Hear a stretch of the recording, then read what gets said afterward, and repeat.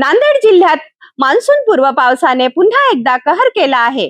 मध्यरात्री झालेल्या मुसळधार पाऊस आणि वादळी वाऱ्यामुळे मुदखेड आणि अर्धापूर तालुक्यातील केळी बागा अक्षरशः भुईसपाट झाल्या आहेत। आधीच डिझेल टंचाईने त्रस्त असलेले शेतकऱ्यांवर आता निसर्गाने आणखीन एक मोठे संकट ओढवले आहे। नांदेड जिल्ह्यात गेल्या 2 दिवसापासून मान्सून पूर्व पावसाचा जोर वाढला आहे। मध्यरात्री झालेल्या जोरदार पाऊस आणि वादळी वाऱ्यामुळे अनेक भागात शेती पिकाचे मोठ्या प्रमाणात नुकसान झाले आहे। मुदखेड तालुक्यातील निवघा आणि अर्धापूर तालुक्यात वादळी वाऱ्याने केळी बागा पूर्णपणे जमीनदोस्त झाल्याचे चित्र पाहायला मिळत आहे। शेतकऱ्यांनी मोठ्या मेहनतीने उभ्या केलेल्या बागा काही मिनिटातच उद्ध्वस्त झाल्याने शेतकरी हवालदिल झाले आहेत। एकीकडे डिझेल मिळत नसल्याने शेतीची अनेक कामे रखडली आहेत। त्यातच या अवकाळी पावसाने हातातोंडाशी आलेला घास हिरावून घेतल्याने शेतकरी दुहेरी संकटात सापडले आहेत।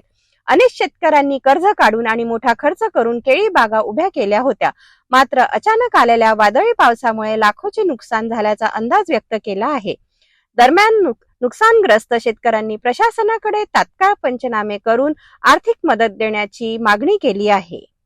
शंकर बापूराव पवार निवघा येथील कालच्या वातावरणामध्ये वाऱ्याच्या झोकाने आमची 200-300 झाड मोडलेलं आहे।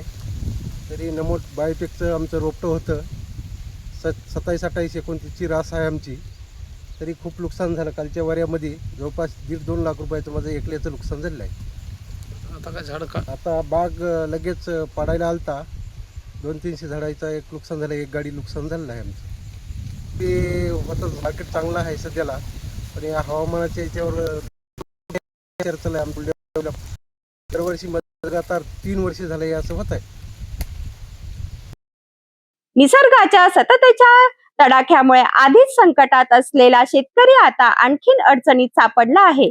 प्रशासनाने तात्काळ मदतीचा हात द्यावा अशी मागणी जोर धरत आहे।